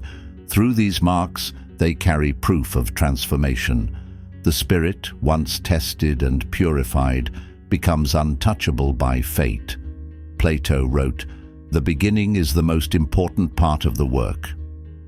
The Stoic understands this not as encouragement, but as instruction. The beginning sets direction, and direction determines destiny. To begin without clarity is to invite waste. To begin with purpose is to guarantee strength. Every act of discipline, every effort of character begins at the same point, the first decision to start. Without this moment, all potential remains dormant. Beginnings are sacred because they contain everything in seed form. A single decision, repeated daily, shapes the entire structure of a life. The Stoic does not wait for inspiration to begin, they begin to summon it. Momentum follows the act, not the wish. The person who starts immediately separates themselves from the mass that hesitates. The courage to begin transforms uncertainty into order. The modern world encourages endless preparation. People wait for the perfect plan, the right time, the ideal conditions. The Stoic sees the danger in delay. Waiting becomes decay. They act with the understanding that imperfection in motion is better than perfection postponed. The first step may be small, but it establishes gravity. Once movement begins, it becomes self-sustaining. The beginning tests courage more than skill. To start something meaningful is to expose oneself to fear, criticism, and doubt. The Stoic accepts this vulnerability as a part of the path. Fear does not vanish before the start. It vanishes after repetition. To act while afraid is the first victory. Each repetition weakens hesitation until it no longer holds weight. The beginning also demands patience. Progress at first is invisible. The Stoic knows that every lasting structure grows underground before rising. The roots of habit deepen unseen. Those who expect immediate proof of success abandon the process before it matures. The disciplined person continues without applause, knowing that persistence itself is the reward. To begin is to commit to resistance. Marcus Aurelius wrote, "The impediment to action advances action. What stands in the way becomes the way." Every obstacle contains the instruction for its own overcoming. The Stoic does not wish for a smooth path, they wish for a strong will. Each barrier met with composure becomes part of progress. What resists movement shapes it. Obstacles are not interruptions, they are integration points. Life tests resolve to determine authenticity. Those who only move when it is easy are carried by circumstance, not guided by principle. The Stoic transforms impediments into instruments. The same event that weakens the impatient refines the disciplined. What slows others strengthens them. The mind must be trained to see opportunity where others see inconvenience. The Stoic accomplishes this by removing emotional language from perception. Nothing is good or bad, only material for action. By neutralizing judgment, they reclaim control. The world cannot insult or injure the one who interprets calmly. From that calm, wisdom directs response. Marcus Aurelius taught, "If it is endurable, then endure it. Stop complaining." The simplicity of this command hides its depth. The Stoic divides all hardship into two categories, endurable and unavoidable. If it can be endured, they endure it. If it cannot, they accept it. Complaint adds nothing to either outcome. Endurance preserves strength. Complaint dissolves it. To endure is not to suppress emotion, but to channel it into stability. The Stoic feels the same pain as others, but interprets it differently. Pain is information, not injustice. It indicates resistance, not ruin. The disciplined person converts this signal into adjustment. Endurance becomes intelligent when it refines behavior instead of consuming energy in protest. Complaining is a leak in the structure of will. It weakens focus by diverting attention to what cannot be changed. The Stoic repairs this leak by enforcing silence. They use speech for strategy, not sympathy. The less one speaks of hardship, the stronger one becomes within it. Restraint turns suffering into solitude, and solitude into power. What stands in the way becomes the way because resistance forces adaptation.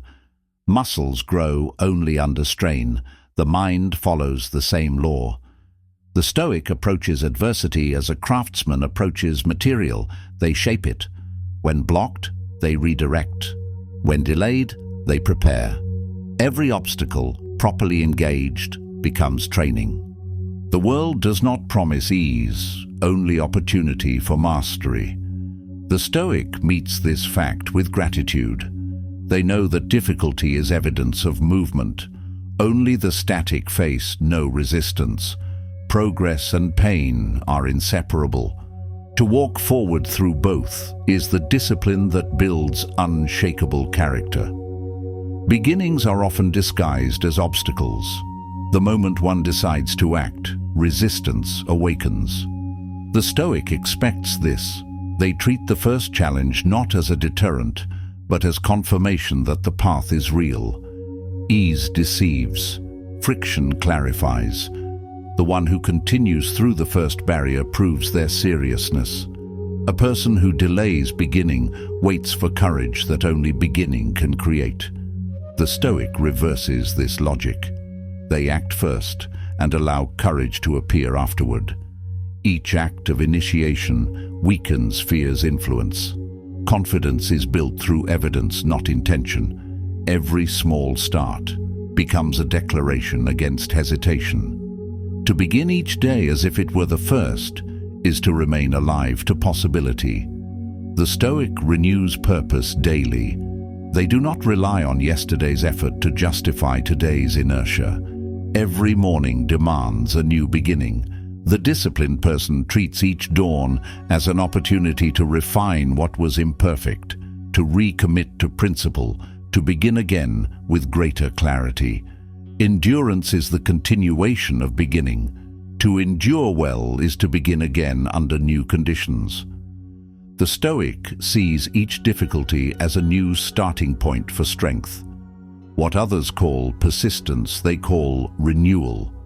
The act of beginning repeats in every act of endurance, the same courage, the same clarity, the same refusal to stop. When the mind accepts that the obstacle is the path, frustration disappears. Anger is replaced by curiosity. How can this serve? What can this teach? The Stoic reframes every difficulty through this question. This transformation of perception changes the experience of life itself. Problems become puzzles, setbacks become lessons, existence becomes training. The one who endures without complaint aligns with nature. The universe itself operates through resistance. Pressure forms stars, gravity holds planets, friction creates light. The Stoic mirrors this law internally. They understand that endurance is not unnatural, it is participation in the fundamental rhythm of being. To begin is to participate in creation. Every act of will echoes the structure of the cosmos, order emerging from chaos. The Stoic sees this symmetry and takes responsibility for their part. They bring reason into disorder, focus into noise. Each disciplined beginning is an imitation of nature's own pattern, deliberate formation through persistence. Fear of failure paralyzes those who misunderstand its role. The Stoic knows that failure is not the opposite of success, but its ingredient. Every failure clarifies method, exposes weakness, and instructs the will. To begin despite fear is to engage in this refining process. Each attempt makes the next cleaner, stronger, more efficient. Beginnings are moments of truth. They reveal the gap between intention and action. The Stoic closes that gap through immediacy.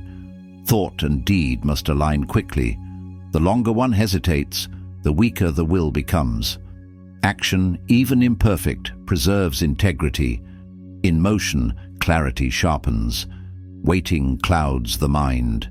The impediment to action becomes the way when one accepts it as material. The Stoic does not fight reality. They cooperate with it. When a plan collapses, they adapt. When strength wanes, they rest strategically. Their focus remains on progress, not preference. This flexibility is not compromise, it is intelligence. The complaint is a waste because it imagines an alternate world where obstacles do not exist. The Stoic lives in the world as it is. They do not require it to be otherwise. Their peace comes from alignment with truth, not escape from it. To endure reality as it stands is the highest form of discipline. Every beginning will eventually meet resistance. Every resistance will demand endurance. Together, these form the rhythm of mastery. The Stoic understands that no lasting achievement occurs without this alternation. To begin boldly and endure calmly, this is the formula for an unshakable life. Plato's wisdom on beginnings and Marcus Aurelius's insights on endurance meet at the same center: direction and composure. The first ensures purpose, the second ensures perseverance. To lack either is to drift. With both, one can build anything: character, craft, legacy. The Stoic sees beginnings as moral obligations. To delay starting what one knows must be done is to betray reason. Action validates knowledge. Without motion, virtue remains theoretical. Every principle must be enacted to exist. The disciplined person begins immediately because truth demands embodiment, not contemplation. Endurance, in turn, preserves virtue once begun. The world will test sincerity. Those who start with enthusiasm often end with excuses. The Stoic finishes with the same steadiness they began. Their endurance is quiet and consistent. They measure progress not by bursts of energy, but by depth of persistence. To stop complaining is to redirect attention from injustice to capability. The Stoic does not ask, "Why this?" but "How now?" This shift dissolves despair. Every ounce of energy used for protest is reinvested in adaptation. The result is empowerment. The world does not shrink the Stoic, it sharpens them. The beginning is not confined to time, it is a state of mind. Every moment can become a new beginning when met with fresh resolve. The disciplined person practices this renewal constantly. They restart in thought, in effort, in focus. This constant beginning keeps the mind young and the will alive. Endurance is the art of sustained beginning. It is starting again within the same challenge, refusing to let fatigue dictate finality. The Stoic becomes stronger not by avoiding exhaustion, but by learning to recover within it. Each return to effort is proof of will. This resilience turns ordinary persistence into mastery. Obstacles polish the will like stones polish steel. Without friction, edge dulls. The Stoic welcomes this sharpening. They see the obstacle not as punishment, but as participation in nature's process. Everything alive grows through resistance. Everything valuable is tested. Endurance, therefore, is cooperation with reality. The one who begins decisively and endures quietly develops momentum that cannot be replicated by talent alone. Talent without endurance fades. Endurance without beginning stagnates. The Stoic unites both through action governed by principle. Each day becomes a cycle of initiation, resistance, and renewal. When complaint ends, gratitude begins. The disciplined person sees opportunity hidden in hardship. They thank the difficulty for revealing capacity. They thank resistance for defining strength. This gratitude dissolves bitterness. It transforms endurance into contentment. To live this way is to be free even in struggle. Plato reminds us that the first step carries the weight of destiny. Marcus reminds us that the obstacle defines it. Together they form the complete cycle of growth. Begin, endure, transform. The Stoic lives inside this cycle consciously. They start with intention, meet resistance with calm, and emerge refined by both. Each beginning contains its own fire, each obstacle its own lesson. The Stoic moves through both without excess emotion. They begin, they endure, they adapt. Complaint fades, excuses vanish, and what remains is clarity, the calm certainty that nothing stands in the way except perception. And when perception is mastered, the way is always open. Difficulty is the mirror of character. Epictetus wrote, "Difficulties show a person's character. When the path turns steep, the truth of a person is revealed. Comfort hides the essence of the soul. Struggle exposes it." The Stoic does not curse this exposure. They welcome it. Difficulty is not cruelty, it is clarity. It shows whether the foundation was built on principle or preference. In ease, anyone can seem virtuous. Under strain, only the genuine remain composed. The measure of a person is not what they say when rested, but how they act when burdened. Adversity strips away the borrowed strength of routine and demands something internal. The Stoic sees this as the highest test of self-command.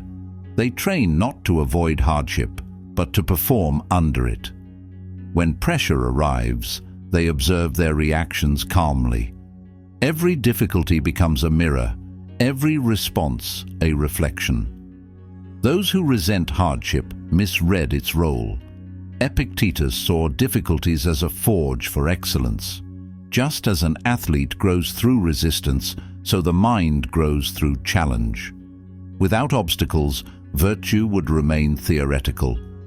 Each trial offers a stage for the Stoic to practice courage, patience, and composure. The greater the difficulty, the greater the opportunity for proof. He wrote, "The greater the difficulty, the more glory in surmounting it." This is not a celebration of struggle for its own sake, but recognition that true strength can only be demonstrated through it. Ease never produced greatness. The Stoic does not seek suffering, but they do not flee it. They accept it as the necessary cost of mastery. The fire that burns others refines them. The harder the climb, the clearer the summit. The disciplined person learns to approach difficulty with dignity. Complaints are replaced with concentration. Panic gives way to posture. Each hardship becomes part of training. The Stoics' aim is not survival alone, but transformation. They use pain as information, not punishment. What weakens the unprepared strengthens those who accept it as instruction. Epictetus taught that no great thing is created suddenly. The Stoic interprets this as a law of nature. Growth is incremental, endurance cumulative. The impatience of modern life conflicts with this truth. People expect results without repetition, mastery without time. The Stoic rejects this illusion. They understand that character, like sculpture, emerges slowly through consistent refinement. Discipline is not dramatic, it is daily. The sculptor does not strike once and reveal perfection. They carve with precision over years. So too must the mind be shaped through persistence. The Stoic accepts this rhythm. They are patient with process but relentless with effort. They know that every act of discipline contributes invisibly to eventual strength. Impatience is a form of arrogance. It assumes the universe should accelerate to personal tempo. The Stoic yields to the pace of nature. They know that the same forces that shape mountains also shape character, slowly, through pressure and time. The person who accepts this pace finds peace even amid struggle. They measure progress not by speed, but by stability. Epictetus advised, "First say to yourself what you would be, and then do what you have to do." This is the foundation of Stoic self-direction. Identity precedes action. One must decide who they intend to be before behavior can align with principle. The mind, once fixed on a clear vision, gains order. Without it, effort scatters in all directions. Most people act without defining who they wish to become. They respond to circumstance, drift with emotion, and confuse motion with direction. The Stoic begins differently. They declare an internal standard, calm, disciplined, honest, and align conduct accordingly. Every action then becomes a deliberate reinforcement of that choice. Character is not discovered, it is built through daily repetition of identity. To say what one will be requires honesty. The Stoic confronts both strength and flaw without vanity. They design a self rooted in reason, not fantasy. Once defined, they act without hesitation. The gap between intention and execution closes. Each decision reinforces the architecture of identity. Over time, consistency transforms vision into fact. The act of defining oneself gives purpose to difficulty. Challenges then appear as tools to refine the chosen form. If one seeks to be patient, adversity provides practice. If one seeks courage, fear provides material. The Stoic interprets every obstacle through this lens. Life becomes a workshop of becoming, not a battlefield of resistance. Do not seek to have events happen as you want them to, Epictetus said, but instead want them to happen as they do happen, and your life will go smoothly. This is the Stoic's solution to frustration. Control belongs to intention, not outcome. When the will aligns with reality, peace appears. To resist what already is madness. Acceptance is not passivity, it is alignment with truth. The untrained mind demands control of what cannot be controlled. The trained mind invests attention only in what can be directed: judgment, effort, and reaction. The Stoic redirects emotion from wishing to willing. They wish nothing to be different. They will themselves to respond well. This shift ends conflict between self and circumstance. The smooth life described by Epictetus is not one without hardship. It is one without contradiction. When one accepts events as necessary, each moment becomes bearable. Resistance creates friction. Acceptance restores motion. The Stoic acts as water around rock, flowing, not fighting. This posture turns fate into an ally rather than an adversary. The disciplined person sees every disruption as part of the path. They no longer divide experiences into desirable and undesirable. Everything becomes usable. Joy and pain, success and loss, all serve development. What stands in the way becomes fuel. When the mind accepts this, nothing external can destroy its equilibrium. Epictetus demanded the highest personal standard. Hold yourself to a higher standard than anyone else expects of you. The Stoic does not wait for others to demand excellence. They impose it on themselves. External judgment is irrelevant when internal expectation is absolute. This standard does not rely on witness or reward. It is self-sustained integrity. To hold oneself to a higher standard is to live above convenience. The Stoic chooses difficulty deliberately because it preserves dignity. They demand more from their own conduct than circumstance requires. This makes them reliable under pressure and uncorrupted by ease. The measure of a disciplined mind is consistency when unseen. External validation weakens endurance. Those who depend on applause collapse when it disappears. The Stoic eliminates this dependence by setting private laws of behavior. They act rightly even when no one notices. Their strength is silent, their standard internal. They do not compare themselves to others, but to their own potential. This internal standard transforms hardship into honor. The Stoic no longer asks, "Why is this happening?" but "How can I act according to my standard here?" This question eliminates complaint and invites composure. Every difficulty becomes an opportunity to confirm integrity. The higher the internal demand, the less external chaos can disrupt. Difficulties test alignment between declaration and conduct. To say one is disciplined means nothing until pressure verifies it. The Stoic welcomes this verification. They would rather be proven than praised. Endurance under fire confirms authenticity. It is better to fail honestly than to appear composed while fragile. When the Stoic faces hardship, they recall that no great thing is created suddenly. They endure process with gratitude. They do not expect ease, they expect refinement. Patience becomes strength. In this way, they transcend frustration. The one who accepts time as a tool never feels delayed. They feel prepared. The person who defines their character daily becomes unshakable. They cannot be broken by surprise because they have already chosen how to respond. Difficulty merely activates the plan. Where others react, they execute. Their calm is not genetic, it is trained through deliberate design. Each challenge reinforces the structure they have chosen to inhabit. To want events to happen as they happen is to release the illusion of control and embrace participation in order.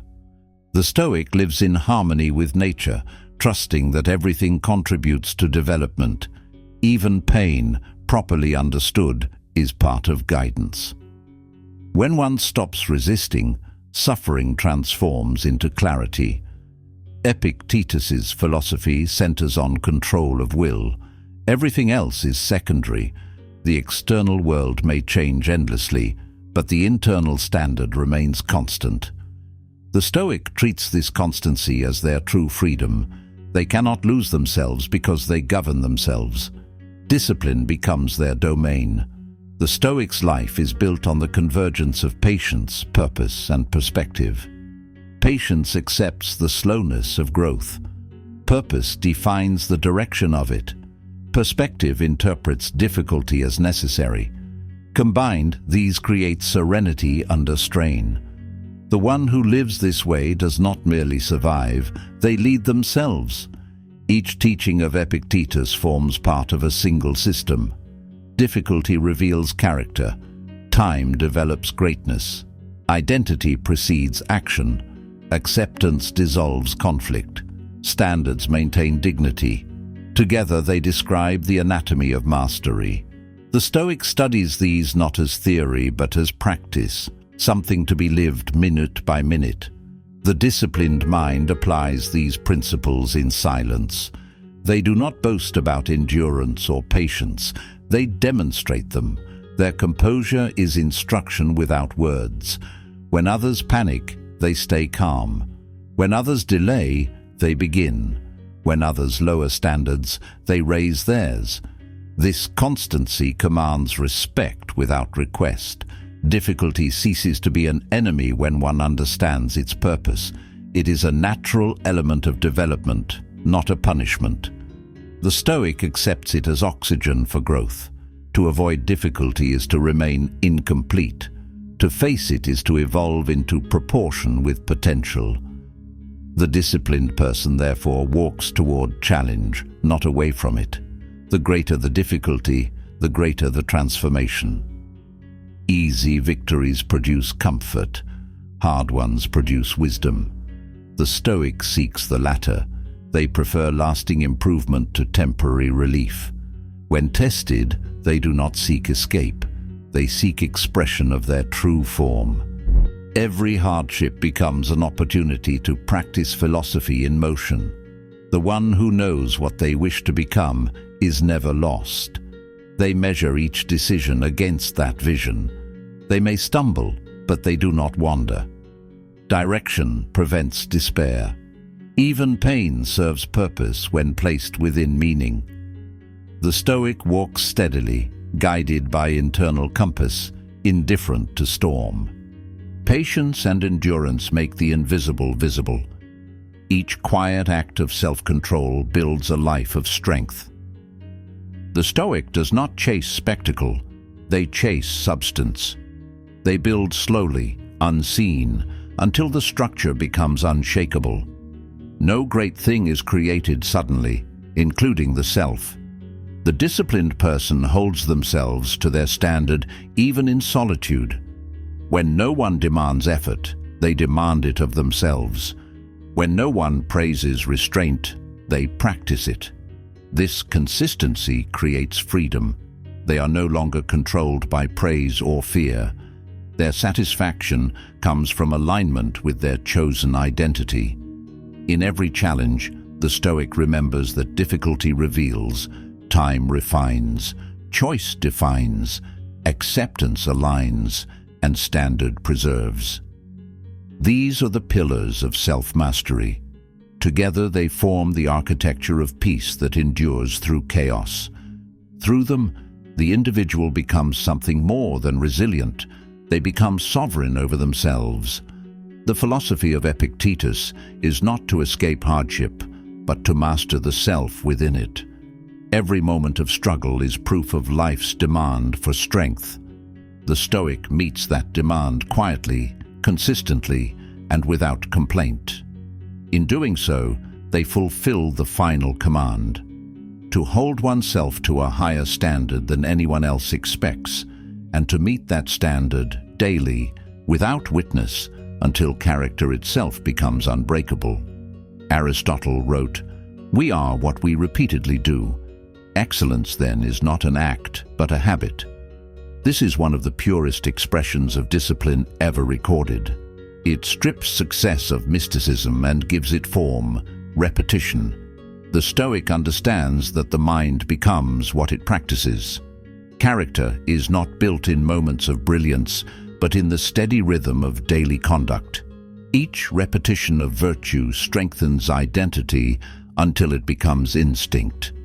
Excellence is not achieved, it is embodied. Habit is the structure of destiny. A person does not rise to the level of ambition, they fall to the level of routine. The Stoic studies this law carefully. They know that the future is already being built in the small and consistent actions of the present. Every day is a rehearsal for what one will become. Every thought repeated becomes belief. Every act repeated becomes character. Discipline transforms motion into meaning. To live by habit is inevitable. To live by conscious habit is mastery. Most people drift through cycles of impulse, unaware that repetition is shaping them. The Stoic intervenes in this process deliberately. They design their routines according to principle, not preference.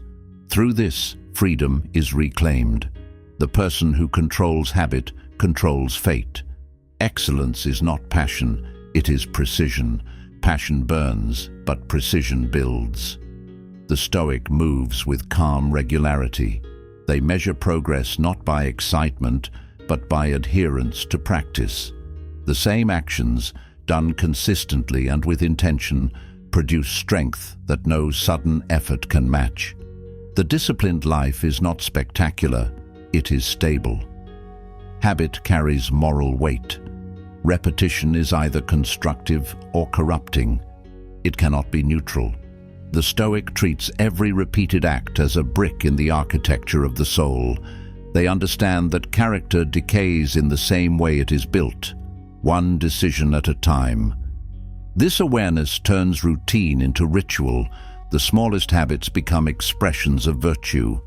Excellence is not created by inspiration, but by alignment. Each habit must serve purpose. Without purpose, repetition becomes mechanical. The Stoic uses reason as a guide to select which habits deserve loyalty. They do not act from convenience, but from clarity. This conscious repetition distinguishes the disciplined from the distracted. To repeat rightly requires patience. The Stoic accepts monotony as the price of mastery.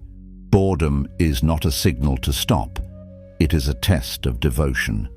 Every cycle of repetition refines precision. Those who quit when practice feels dull remain trapped at the surface. Those who continue through stillness reach depth. Greatness hides behind repetition. Aristotle's insight removes the illusion of sudden transformation. Change does not occur through a single decision, but through thousands of consistent ones. The Stoic internalizes this truth. They focus less on outcomes and more on consistency. They understand that daily conduct, sustained over years, eventually makes excellence inevitable. The world celebrates results. The Stoic celebrates discipline. They measure success by adherence to method, not the noise of achievement. A single day of control is a victory. 10,000 such days form an empire of calm. In the end, excellence is not a reward, but a reflection of what one has trained themselves to do without effort. Habits are the hidden architecture of identity. They shape thought, posture, tone, and response. The Stoic builds habits of clarity, rising early, acting with order, speaking with restraint, thinking with precision. These small disciplines, practiced daily, create stability that outlasts mood or circumstance. Routine becomes armor against chaos. The undisciplined life is ruled by impulse. The disciplined life is ruled by rhythm. The Stoic creates this rhythm deliberately, using reason as conductor. Each day follows a structure designed for growth. There is time for reflection, for labor, for silence. Through this consistency, life becomes symphonic. Each repetition adds harmony. Habits define thought just as much as they define action. The Stoic watches their inner language with the same care as physical behavior. They know that repeated thought becomes emotional habit. Complaints, envy, or fear, repeated daily, harden into personality. Gratitude, focus, and acceptance, repeated daily, create strength. The mind is trained through what it rehearses. To achieve excellence, one must make virtue automatic. The Stoic aims for a level of discipline so deep that the right action becomes reflex. This is not mechanical obedience, it is alignment perfected. When habit and virtue are one, effort disappears. The person no longer struggles to act rightly, they simply do. This is the quiet grace of mastery. Aristotle's second insight deepens the first. The soul never thinks without a picture. The Stoic recognizes the power of imagery in shaping reason. Thought is guided by visualization. Imagination gives emotion direction. Every internal picture influences conduct. If the mind envisions chaos, behavior follows. If it envisions order, clarity emerges. The Stoic trains imagination to serve virtue. They hold mental images of composure, strength, and discipline. They visualize themselves enduring adversity with calm, rising each morning with focus, meeting insult with silence. This imagery prepares the nervous system for performance. The body follows the mind's rehearsal. Most people imagine failure unconsciously. They see themselves losing before they begin. These mental images drain strength before effort even starts. The Stoic refuses this waste. They visualize endurance, not escape. Their inner imagery becomes a rehearsal for resilience. What the mind repeatedly sees, it begins to believe. Visualization is not fantasy, it is preparation. The Stoic does not dream of luxury, but of endurance. They imagine difficulty to practice composure before it arrives. This method, known to the ancients as premeditatio malorum, steels the will. When hardship comes, it feels familiar. The event may be new, but the mind has already walked through it calmly. Imagination shapes identity. The soul, as Aristotle wrote, thinks through pictures. The Stoic uses this fact consciously. They picture themselves as they wish to become, calm under pressure, unmoved by insult, devoted to principle. This picture is not vanity, it is instruction. The mind requires a model. Without one, it imitates the chaos of others. Habit and imagination work together. The picture directs the repetition reinforces the picture. Together, they create character. The Stoic's life becomes a loop of visualization and execution. They see the ideal clearly, then act it out daily. Each cycle narrows the gap between image and reality until they are identical. The undisciplined person's imagination enslaves them. They feed it with fear, comparison, and fantasy. The Stoic's imagination liberates them. It is disciplined, ordered, and purposeful. They understand that imagination is not escape, it is blueprint. Every image becomes a design for behavior. Every habit builds the structure envisioned. To live without guiding images is to live reactively. The Stoic replaces reaction with vision. They choose their internal pictures carefully.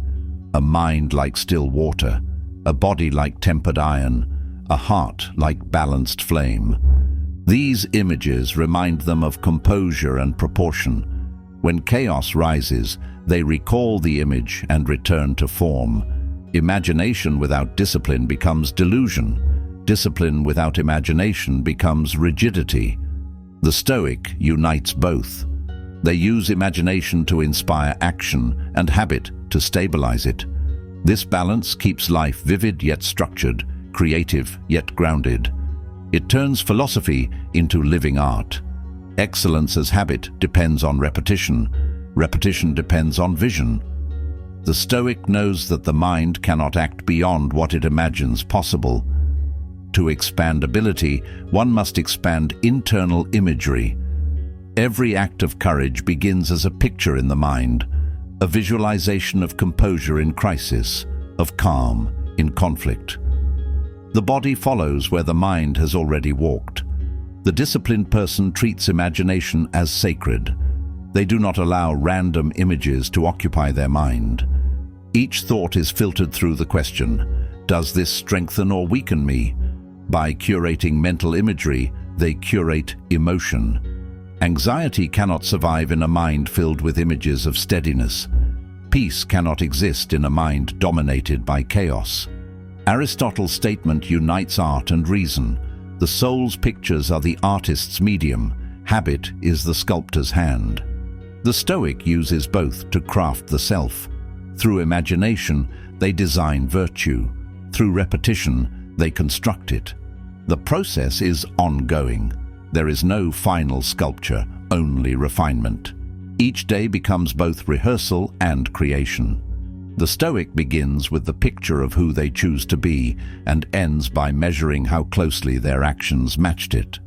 This daily feedback loop transforms philosophy into embodiment. Over time, the distance between vision and execution disappears. The imagined self becomes the actual one. Habits evolve into identity quietly.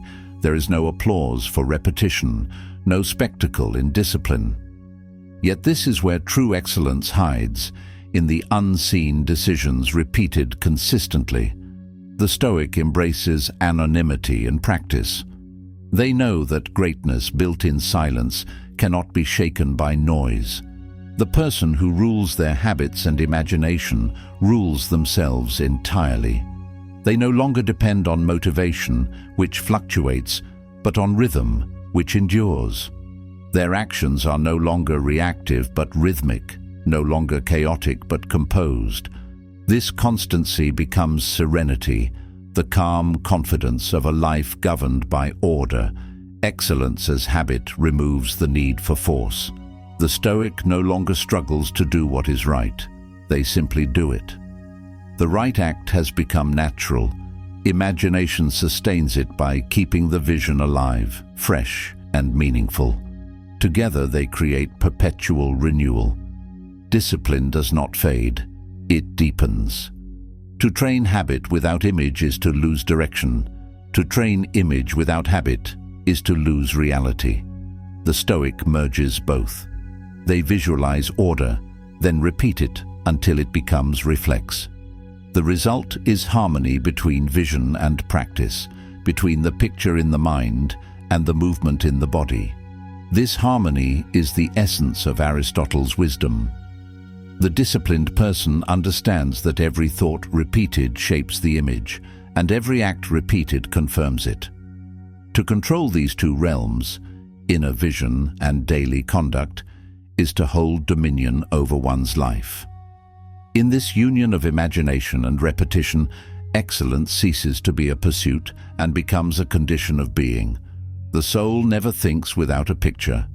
Excellence never exists without habit. The Stoic, therefore, lives with both mind and action aligned. They picture what is noble, practice what is necessary, and embody what is timeless. This is how greatness is built, not in moments of passion, but in the quiet synchronization of vision and discipline, repeated without end.